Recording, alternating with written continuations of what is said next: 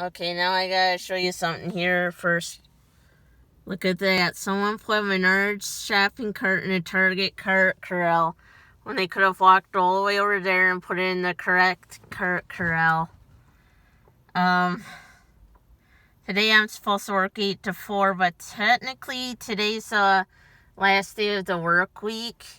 Even though technically I got 2 more days to work. I gotta work Monday, Sunday, and Monday yet. So,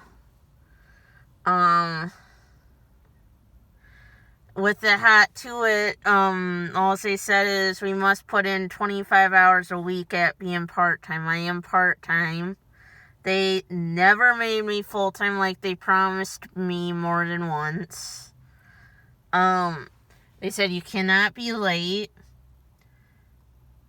or anything, so they didn't say anything about punching in early or being back early, so that's the thing. Otherwise, you will not get the hat to it.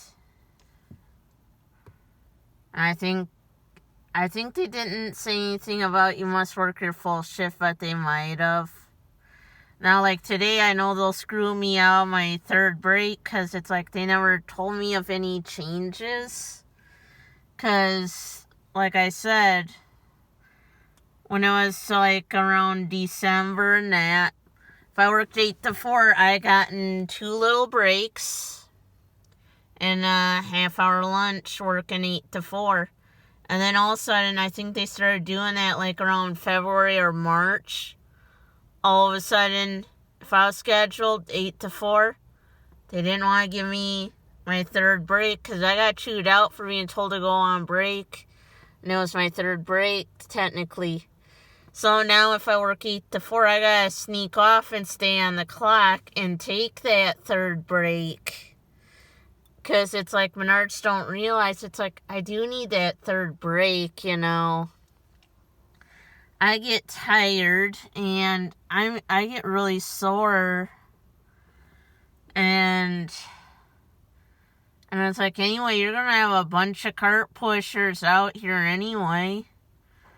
And that's the thing I don't get. It's like, why have Michael on the register all the time now, along with Dan? That shouldn't be. Because now, if it's during the week and I need help, don't want Dan out here more so. And I'm like, I got cashier numbers too. And you're not pulling me inside to cashier.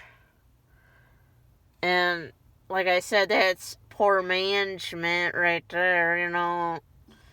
Because it's like, if you know I can't keep up out there, and I wind up struggling, I'm going to be, like I said, wind up being frustrated, and I'll wind up thinking of the easiest way just to try to get, you know, things in quick, even if it hurts me. So that's how I was trained anyway.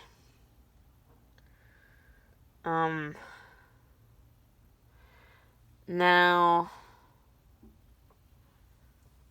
like, now I want to talk about that 1970s Shopko shopping cart. I'm going to see if I could get it. I don't know if Shopko will allow me back in their lawn and garden section there or not, their little gate, and try digging that cart out. I know it's rusted,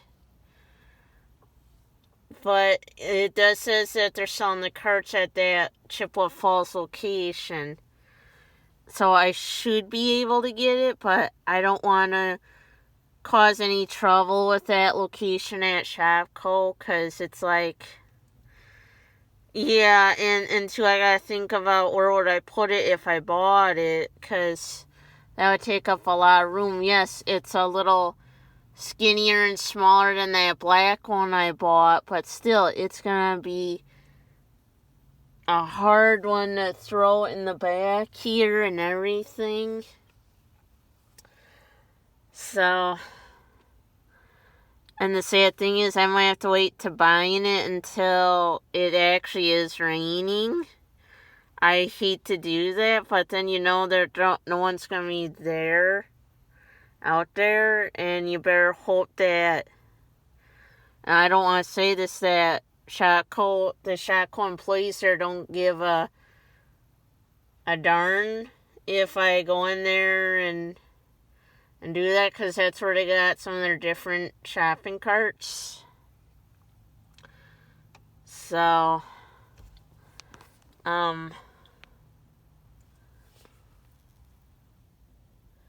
yeah, otherwise, that's pretty much where it is, It is a debate, basically, because I know if I were to get it, yes, it'll make my husband upset, but then technically you did save that cart. So, I mean, no retailer's going to use it with rusted handlebars, basically. And I think it's been sitting out there for years, and they didn't really shelter it. But, oh yeah, there's ways where if you knew what you're doing, you could probably re-chrome it and everything. If you had the money and have it looking like brand new. But that's the thing too,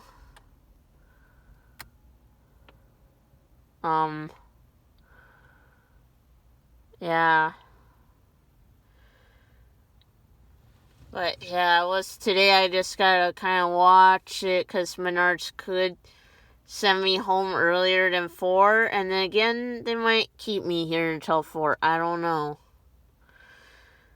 Because we know there's gonna be Andrew, Justin. Of course, they'll schedule Dan and Michael, but they'll want them inside. And they'll have Aiden. And then they'll have another one probably for closing. So, it'll all depend on when they schedule all these ones too to come in. So, I know in my gut feeling they'll have one start work at 4, of course. So, and I mean,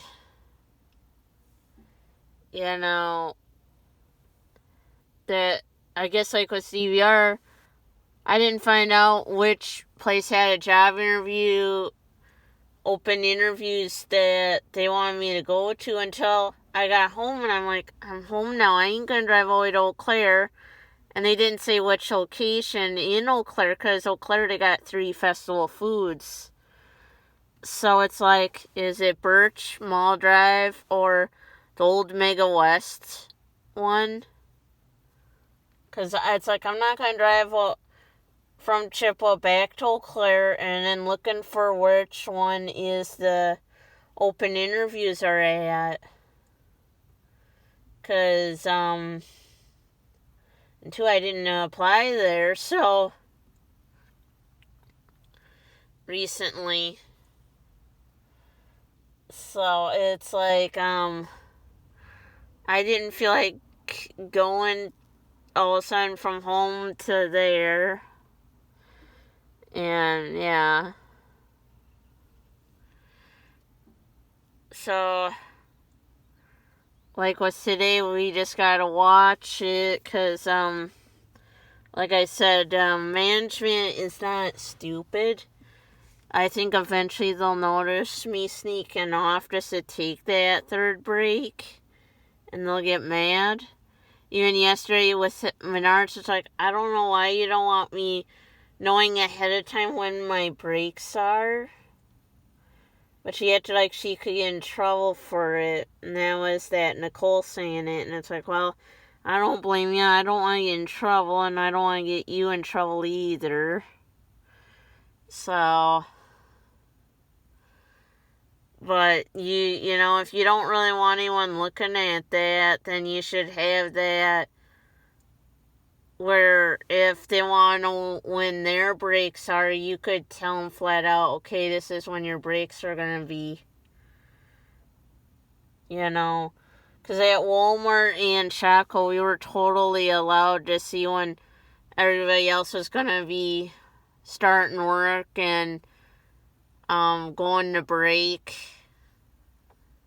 But, well, with Walmart, we kind of axed around with each other, you know. So, that was the difference.